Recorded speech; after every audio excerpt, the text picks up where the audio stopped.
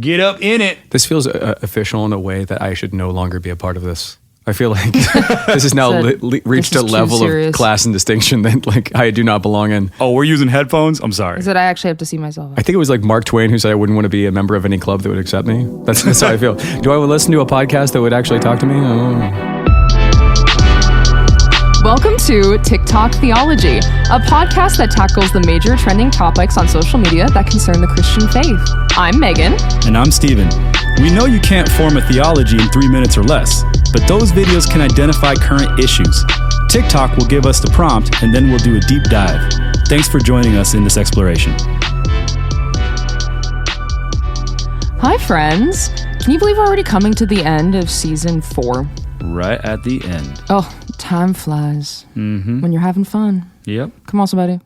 Anyways, team, today we're going to be having a really, really fantastic conversation. It's not just going to be me and Steven yapping as usual. We have a lovely guest that we will get to present in a second. But today we're going to be talking about profiling Jesus.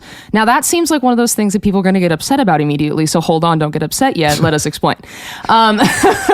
I think that it's a really important conversation, especially something that we've seen and had other conversations in this season about Christianity not being a westernized religion and things like that. And this kind of speaks into the issue and the wrestling with like a white Jesus that we have seen presented in a lot of ways. I think I had like a kid's Bible, like one of those picture kids Bibles, and I think he was white in that picture Bible that I had as a kid. At least like light beige. Yeah, like definitely, but definitely not like brown. Okay. So I think there's definitely this like conversation and issue of like how we represent Jesus. Yeah. And that I think it leads to the fact that we don't really understand all that well who Jesus was. We understand how he relates to us, biblically and stuff like that. But I think it's also important to understand where Jesus comes from and like what that means for, how we understand him and how we understand scripture. And so I think we're going to get to dig into that today. Yeah, it's an issue that's in social media, especially as we were like politicized, and you have like politicized, even marketed versions of Jesus, like on merch and different things. and he's got a look and a vibe, and he's everyone's Jesus. Like he's this for me and this for me and this for me. Like Talladega Nights. Yeah, Talladega. Like and he's like my Jesus. 6 pound, 8 ounce, or 8 pound, 6 ounce baby Jesus. I pray to my Jesus in a tuxedo shirt. Exactly like Talladega Nights. But yeah, so I mean, the issue here is Jesus is historical. Right. And as we come from a faith tradition, he's living. Right. So when we talk about profiling Jesus, we want to get into who Jesus is. And that he was a real person. That he was a real person. And he is a real person. He's alive now in us. And I think there's an important point about how we can contextualize Jesus in a way that's like helpful and fruitful. We can know him in our own context. Right. But then we still have to remember the history of who Jesus is. And we have I'm excited about our guest. And so I'm looking at him right now. We were like, you know what? When we go through this, I think the best person to talk about this is the tallest theologian we can find. Yeah. We just looked around and we were like, all right, who's up there? Chris. All right. Yeah, so I love that so much. All right. Tallest theologian we can find. I'm sure there's others out there. I was going to say, there's definitely more out there who are going to beat me. I mean, I think I'm going to get you a shirt for Christmas. I'll take Tallest theologian we could find. That's some TikTok theology merch right there. There you go. The tallest theologian we could find. That would get me around. Most introductions I have usually lead with, my word, you're tall, as if it's something I should be surprised to find out. Oh, really? What? I didn't know that when I bought pants last time. All right. Well, let me go ahead and tell you about our friend, Chris Whyte. Now, he is actually our colleague, and he works at LPU, but he is recently graduated with a PhD from the University of St. Andrews. Just came back to the States. Yeah. Only been back for a couple months. Yeah, only been back for a couple months. And so he's like still working on his American accent right now. Aren't we all? All of us European educated folks in this room. Yeah, actually, all of us are. I know. That's why I've been trying to shake that British accent for years. Oh, there you go. That's a lie. I'm sorry, everyone. I still get looks when I ask where the nappies are. And they, just you're in a store and they look at you like you're a fool. Right. Sorry. Diapers. Do you have diapers? Okay. That's my fault. I apologize. Yeah. But one thing about Chris that I think is really interesting, it's not really going to play a lot into what we're talking about here. but you are a Bonhoeffer scholar. And that is pretty amazing because Bonhoeffer is like the dude. And that's also been a social media conversation recently with all of that. Yeah, there was the family getting angry at Eric Metaxas for about that book. Yeah. Yeah. There's a lot of overlaps with this conversation, actually. Yeah? Because Bonhoeffer, in a lot of ways, has the Talladega Nights phenomenon. Because, it's interesting. He's all Bonhoeffers to all people. He is. It's wild how many people will say, my Bonhoeffer would have never. And you're like, oh, that's really interesting. He was an actual dude, because though. He's just Bonhoeffer. You would think, but I mean, no. I feel like most areas of study or interest or fandom, have a tendency to recast the object of their affection in a certain image. Yeah. Yeah. And then we're always surprised to find out when that person is much more human than we want them to be. I'm not speaking of Jesus, just to be clear, before people come with me. Before we get me. blasphemy, before we get smout in this room. I do think we just have that tendency to project quite a bit. So yeah, for sure. Yeah. Absolutely. Great. So before we get into that conversation, I think we should talk about the historicity of Jesus. So I'm going to throw some facts, some quotes out for us here to kind of frame our discussion before we get into how he's construed in culture. So Jesus is a historical figure. Now, some people might contest that claim, but it's not really contested by historians. And this is what I think is very important for people to see. For example, if Siddhartha Gautama was a historical figure, that's contested because the only anything that we have about it, writing about are Buddhist texts. Right. So there's nothing outside of Buddhist texts that tell us if the Buddha was an actual historical person. Right. Whereas Jesus, there are lots of things outside of Christian texts that affirm Jesus's personhood. Mm-hmm. And so really for Christianity, it's less a question if he was a real person, because that seems to be historical fact in the way that anything can be a historical fact. Right. Obviously, we weren't there. What? But in any way that can be a historical fact, it is. So the question is not if he's a historical figure, it is if you believe he is Lord. Right. And that's the question that determines a Christian. So some facts here. One, Jesus was born during the reign of Caesar Augustus. Augustus reigned from 27 to BCE to 14 CE in Judea, which was occupied by Rome. Now, BCE and CE, you might see, people might question what that is. It essentially lines up with before Christ and Anno Domini, not after death. It's actually Anno Domini, the day of our Lord. And the reason why historians and other traditions will use BCE and CE is because it is a non-religious way of talking about that determined period of time. And if you think about it, we would probably feel pretty uncomfortable if we were like in the day of Muhammad. Yeah, no, that's fair. You know what I mean? And so it's just a way to kind of like just be neutral. Neutrality is not bad. Yeah, it's not bad. If you're in a generally Christian context and you're using BC and AD, like nobody's gonna bat an eye at that. But if you're like in an academic context, they might. So that's just the point there. Your little tidbit heads up for for people. Yeah, exactly. Okay, so Jesus was killed during the reign of Tiberius, and that was from 14 to 37. And Pontius Pilate was the governor of the province of Judea, and there was governors. They were obviously occupied by Rome in general, but what Rome would do is they would let all these like places have their own governments, and they would just basically you'd have to pay allegiance and pay taxes to them, and they would offer protection or whatever. And so they had like these dual governments they were paying taxes to Israel, but also to Rome. Herod the Great ruled the Jews from 37 to 4 CE, 37 BCE to 4 CE, and then the Jewish kingdom was split between his sons, and Herod Antipas ruled Galilee and Perea from 4 CE to 39 CE, so he was the Herod during the time of Jesus. Now, there's several non-Christian texts that corroborate Jesus' life and existence.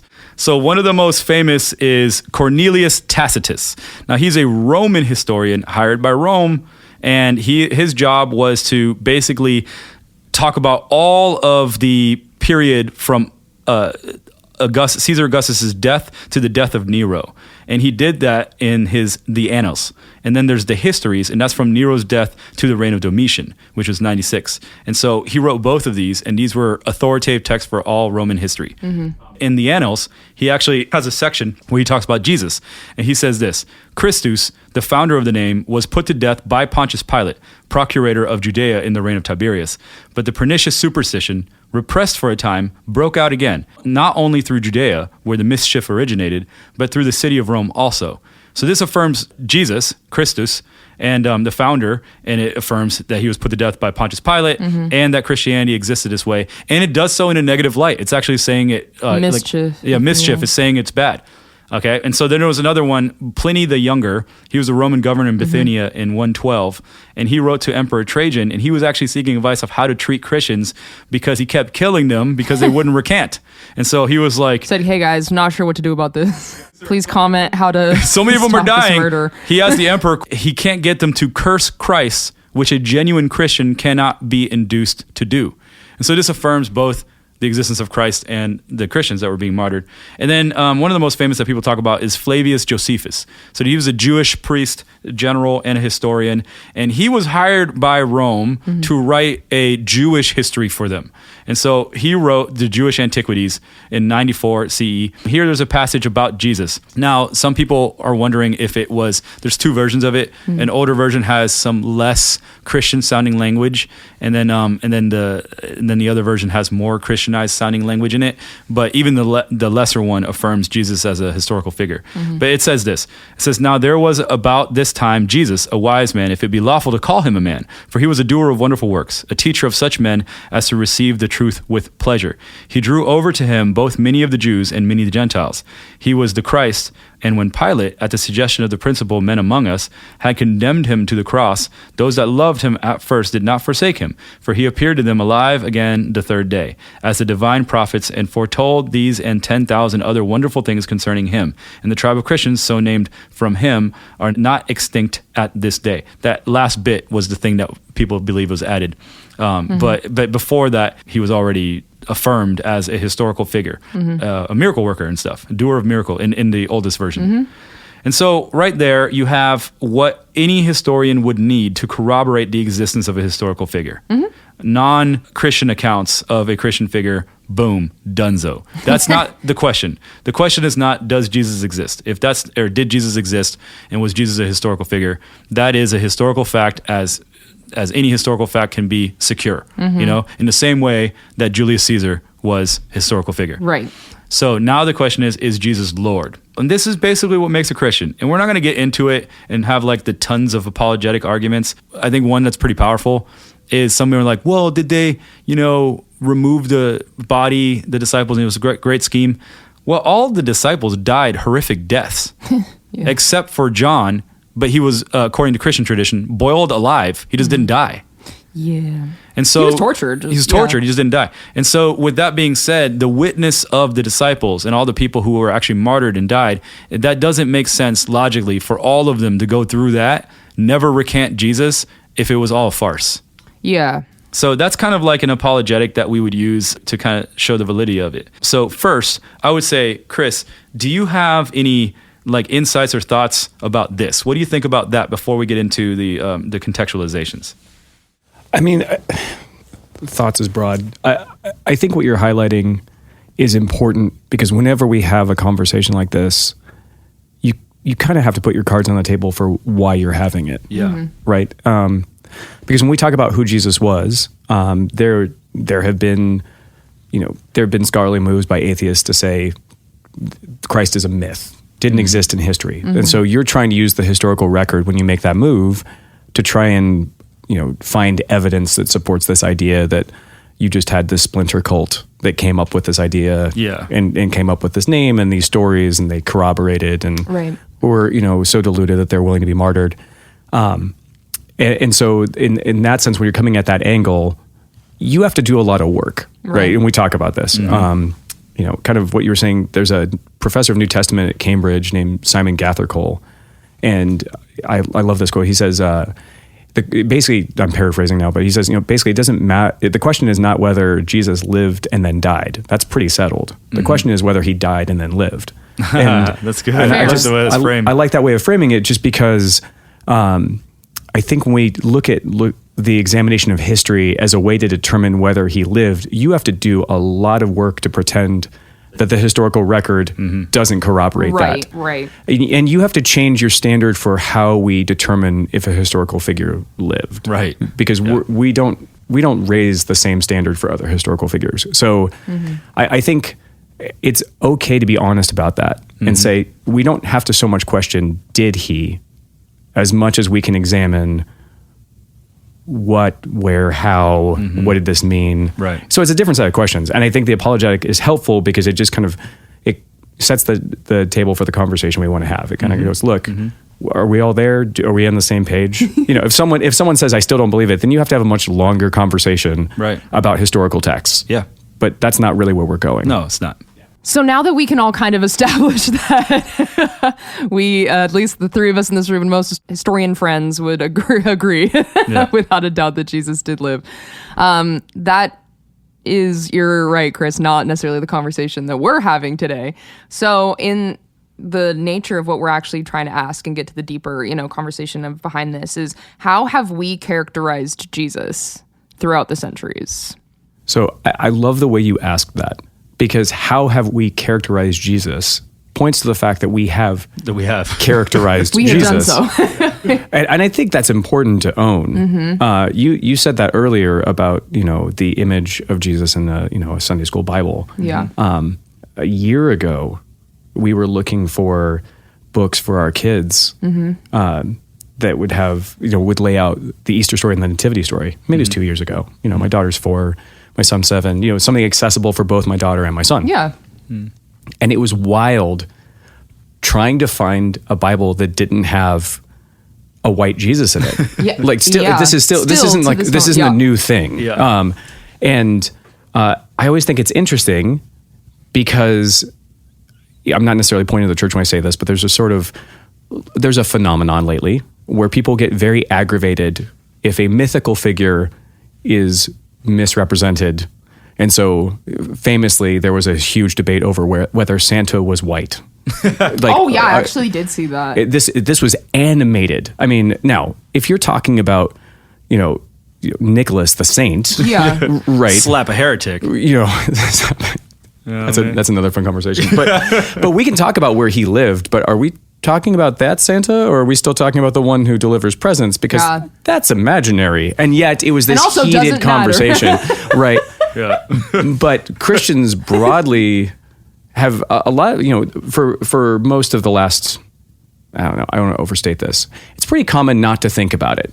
Just to say, oh, that's great. That's Jesus. And it would be an interesting assignment to have everyone draw what they think Jesus looked like, because I have a similar upbringing, and my Jesus looked pretty similar to like a Southern California surfer, kind of a wizened surf coach who I might run into at, in like Orange County. He sits barefoot on his surfboard on the sand. So I have a fun little story here that has to do with this sort of.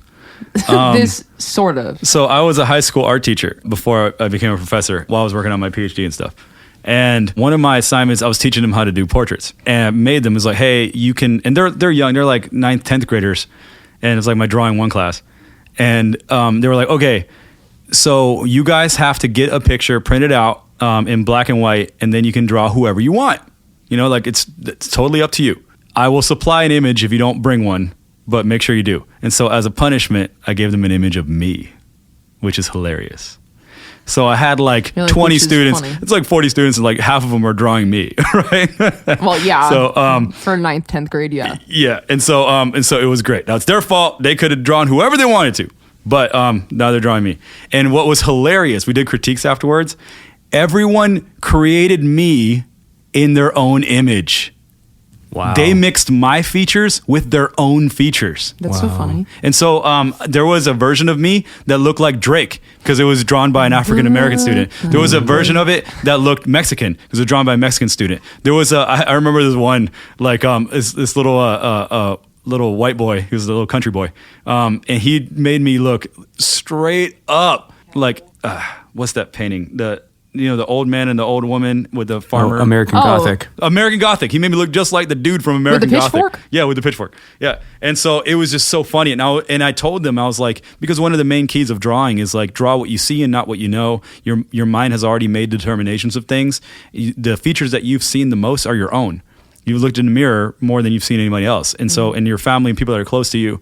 And so whenever you like start drawing eyes, you just reflex and start drawing what you know and not what you're actually seeing of how this person is. And so that's a big thing in art is to separate that.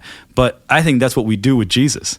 is we essentially we don't read what we see, we read what we know. We've also sort of we've been trained to a certain imagination. I mean, this is one of the things, like J. Cameron Carter talks about this, that, when Immanuel Kant was, outlining, his theological vision for humanity, that he described Jesus as the personification of the good principle, that he's the ideal human.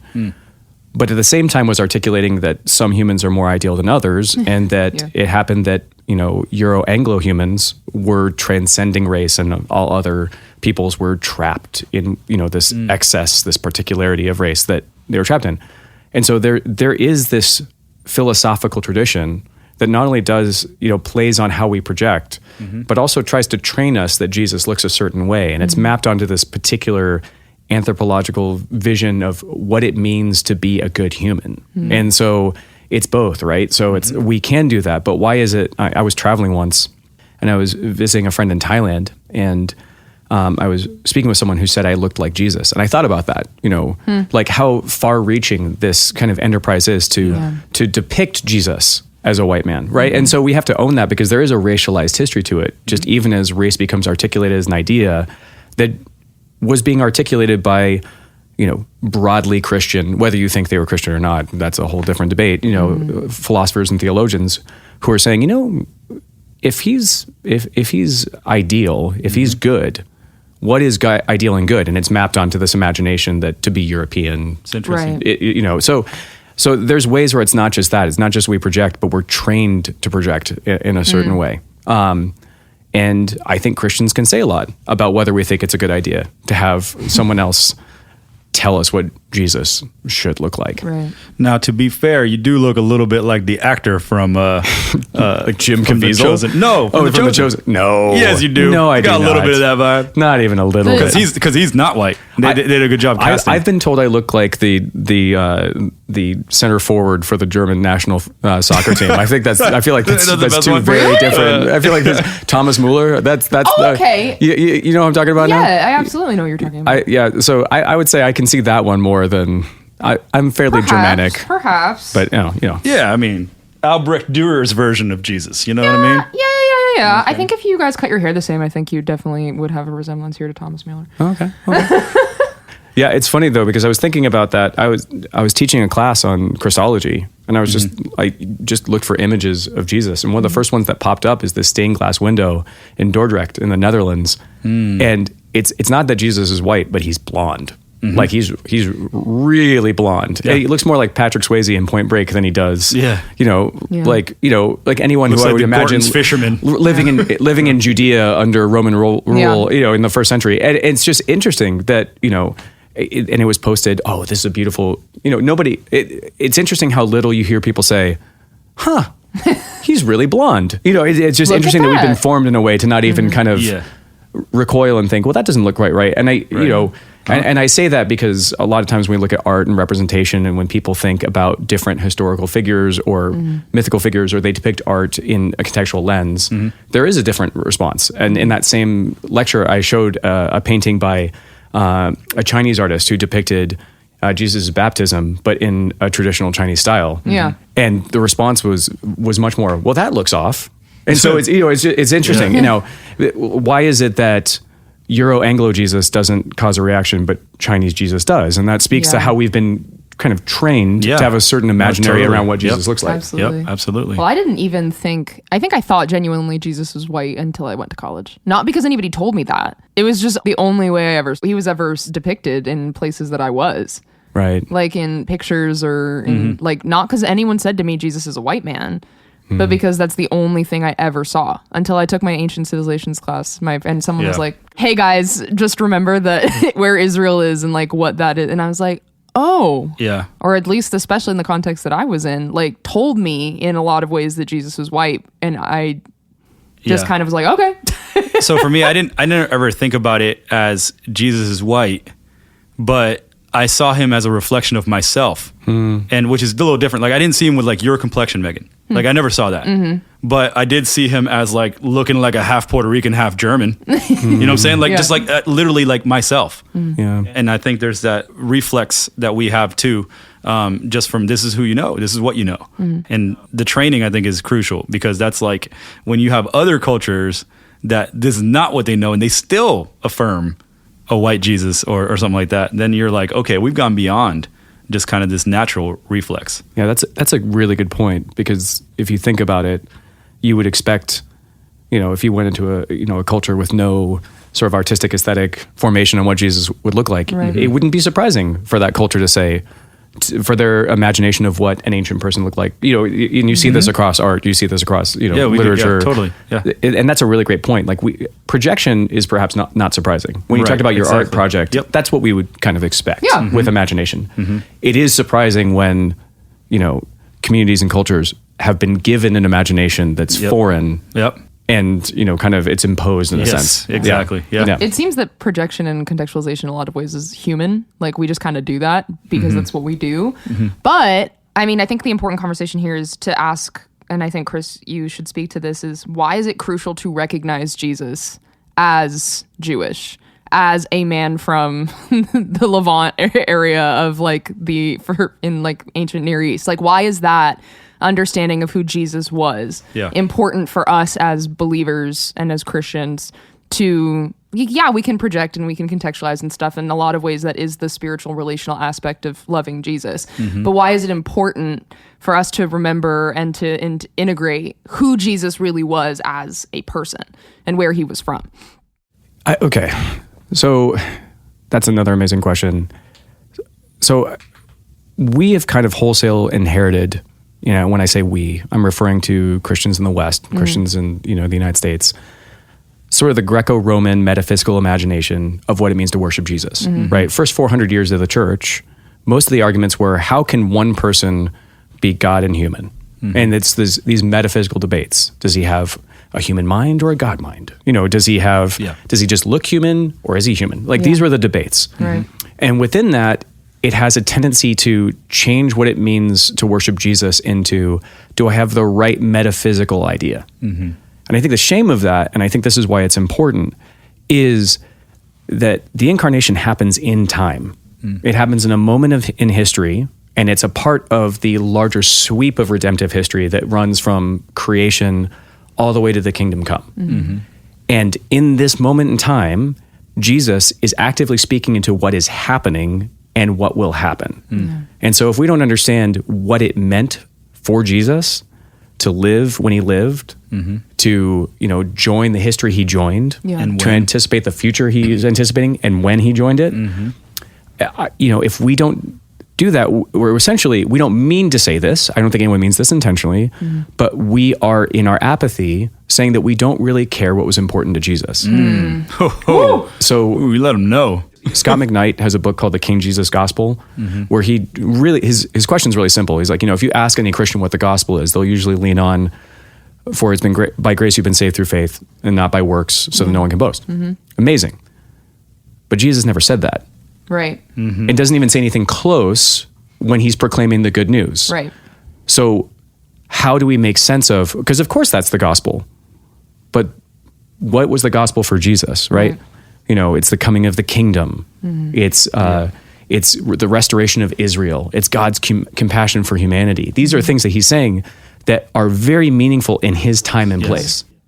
I think when we take his time and his place, how he understood himself, as a rabbi, as someone who lived, in the line of David, as someone who is recapitulating history, as someone who's remembering everything that Israel has done, and describing, when you mentioned the law and the prophets, right? You think about the road to Emmaus.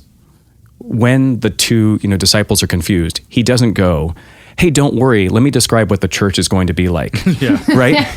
He recounts all of Israel's history and describes how it all points to himself. It's so important to Jesus. And so the question is what is important to Jesus important to us?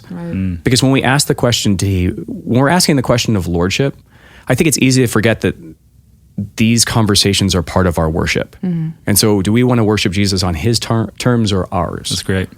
So I think that, to me, is the thing that we have to be coming with. So it's not that we're just history buffs who really want to get it right, but we want to resist the tendencies to obscure what was important to Jesus, to obscure the people who were important to Jesus, the timing. Yeah. We also want to find out why he was communicating what he was communicating and what he was intending.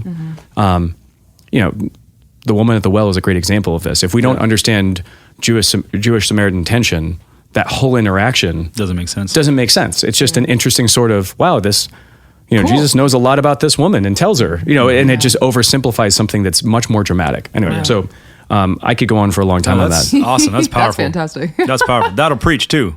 That'll preach. That will preach, tell you what. know what I'm saying? But I also think it's like to that effect is like if you're removing the fact that like the importance of the timing in which Jesus lived, it almost is like, oh, well, we could have just dropped Jesus any old place in history, like, and kind of takes out the intentionality and like so much of like prophetic fulfillment of like him being there and like how that was an intentional decision and like that was the perfect spot in which he was meant to exist in history. And so to kind of isolate all of that, I feel like does in a lot of ways diminish the impact that Jesus had on the space and time that he was in, and then how much it like really would diminish a little bit like what was said in scripture and all the things that pointed to him as a savior, because it would be like, oh, well then if we theoretically could have just dropped Jesus any old place and any old time, then you're not understanding like the depth of Jesus's life and what that means for us and what that meant for like fulfillment of the Old Testament. I just love the idea. Make important for you what was important for Jesus. Whew, come on. And this leads, I think, to our last question. We like to end with kind of like a practical application, because we both have this conviction that like when you do theology that is like doesn't affect the church, then it's like kind of besides the point. And me and you, we've hung out a lot in the in academic circles, and we've probably seen a lot of this. It's just like, okay, you're just thinking to think, which is cool in its own realm, but fundamentally we want to help people be drawn deeper to who Jesus is, to be drawn deeper into their discipleship. So we always want to end with that kind of very practical level response. And that being the case, how do you think these ideas that we're talking about here can affect the church? And this could be locally, but also globally. I have to say this really carefully. I think most of these conversations are they're scalpel conversations, not sledgehammer conversations. You talk about separating, bone from marrow. Like you really have to be careful. And to answer, I'm going to kind of work backward from horror, if that's okay. Yeah. Okay. During the Third Reich, the Nazis had De-Judaization Institute, which was designed to find and strip all elements of Jewish identity from Christian practice and religion. Like that was an institute that was founded. It's crazy. To seriously obscure parts of his history. And we hear things like this, or we think about slavers during chattel slavery who used Philippians 2 and the idea that Jesus took on the form of a slave as justification for slavery. Right. And we see these horrors when people weaponize or obscure or corrupt who Jesus really was to nefarious purpose. We never think we're part of that, right? We hear these things and we think, sort of pharisaitically, thank God I'm not like that. Yeah. But if we take Jesus seriously, coming back to how he thinks about things, he has a tendency to take the standard back to the very, very, the smallest sparks of evil, right? You say you don't murder, but are you angry at your brother? Right. Yeah. Do you curse him in your heart? Right? These questions. And so if we work backwards from that type of horror, I think what matters is, where am I overlooking or obscuring or weaponizing for my purposes, for what's important to me, who Jesus is that should confront me? Because if he's Messiah, if he's Lord, and Messiah, we didn't have time for this, but Jesus' understanding of Messiah as a rabbi has a whole host of consequences for anyone who seriously wants to follow him. Yeah. Right. That if we understand how that term was used throughout the Old Testament, it changes how we follow, right? And so that feeling of, is it important to Jesus, comes down to where are the seeds of a similar impulse, we all like to say, like, I'm not a Nazi, I wouldn't do that. But are we stripping things from his self-declared identity, how he described himself, how he did his ministry, consciously or unconsciously, in ways that has impacts for other people, right? Yeah. Right. And so when we come back to the projection thing, I think it's beautiful that slaves in chains were able to know that Jesus was acquainted with suffering. But at the same time, James Cone's The Cross and the Lynching Tree points out that missing the fact that his crucifixion, was an execution at the hands of Rome, causes you to miss that he understood what it was to be lynched on a tree. Right. And that miss enabled Christians for hundreds of years to just accept or sanction slavery. Yeah. And so the geopolitical history, you asked about the region. The geopolitical history of Jesus' region, you think about Assyrian conquest and how it named it Palestina, and then the Romans then named it Judea, and then the Romans put down the Bar Kokhba revolt. I hope I said that right, but they put down a revolt and then renamed the region, rename the region Palestine as part of that. That there's this complex history with names, right? And so, so if, say, a Palestinian Christian remembers the history of the name Palestine and says, "Oh, Jesus is from the region I'm from," that's beautiful. But that can also be weaponized. We've seen anti-Semitic sentiment, Right. and I say this to say, Jesus' identity, when best, should bring us into faithfulness to him in worship, an ethic that aligns with his ethic, which includes compassion for the poor and the downtrodden and the oppressed, and 100%. that declares the year of the Lord's favor and understands how the year of the Lord's favor affected those who are suffering or in bondage, those in chains, like these things. Yeah. And our apathy to what matters to Jesus often points back to that same thing. And so I think when you talk about the practical, I think it's easy to forget that the name Christian came about because early Christians were acting so much like Jesus. They were serving and they were acting and they were living out his ethic. They weren't just worshiping him as God. They were doing Jesus things. Yeah.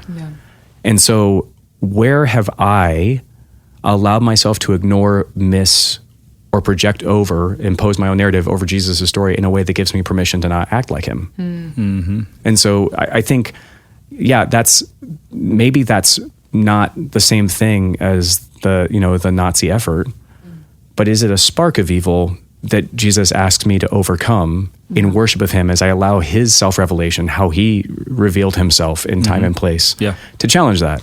That's good.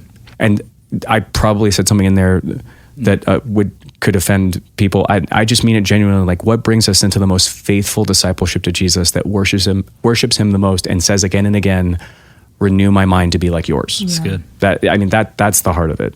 I have recently just released a book, The Problem and Promise of Freedom, but in it I talk about how Jesus, when he talks about all those Jubilee, I've come to declare the day of the Lord. Pentecost, I argue, could be seen as a cosmic Jubilee. So what was made for the Jews to bring justice to the whole world, the Spirit being poured out on all flesh, now becomes that thing that this is the message that can spread out to the whole world. What I like about that thought and the way you just kind of framed it is like, that's what was important to Jesus. Jesus claimed that as his own ministry. And so what the church should do, and we're the ones who are Spirit empowered, we should go out and proclaim Christ's ministry for the whole world. And I think when we do that, we're going to see ourselves being confronted. We're going to see our own hearts being confronted. But fundamentally, we're going to see powers and principalities and all sorts of things being confronted, because all things that are not of Christ are going to be confronted in us and outside of us and everywhere.